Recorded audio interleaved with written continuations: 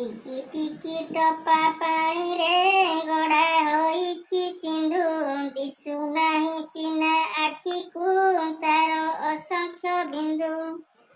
पिला माने छोट छोट अर्थात टिकी टिकी कणिकारे सागर अथवा समुद्र सृष्टि होइछि जहाँकि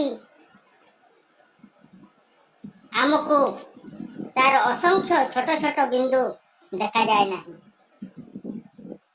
टिकी टिकी धूली कणिका मिशी होइछि धरा पहाड़ पड़िया नगर सबु धूलिए गढ़ा। पिला माने आमे जो टिकी टिकी धूली कणिका मान देखुचे सेही धूली कणिकारे पहाड़ पड़िया सहर घरद्वार इत्यादि तैयारी होइछि। गटी गटी केते गछरे परा तैयारी बन एते लोक हित साधुची एते बांटुची धन। गोटिए गोटिए असंख्य गछरे बन जंगल सृष्टि होइछि। सेही गछपत्र लोकमानंकु फल मूल ठारू आरंभ करी काठ बाउंश झुणा लाख औषधीय वृक्ष इत्यादि प्रदान करिथाए जहाँकि मनीष मानकर कामरे आसीथाए।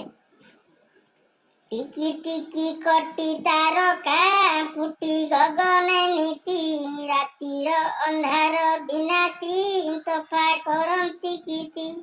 पिला माने आमे जो असंख्य कोटि कोटि तारका आकाश रे देखुचे से छोट छोट तारका मानकर उज्जवल आलोकरे आम पृथ्वी पृष्ठ आलोकित करिथांती।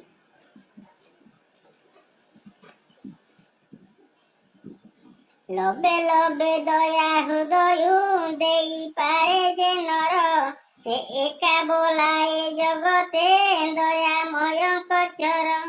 पिला माने आमे जदि दुखी दरिद्र लोक मानक मुहरे आहार मुठे देई तांको मुहरे हस फुटाई परिबा ताहा हेले भगवान आम ऊपर निश्चय संतुष्ट हेबे।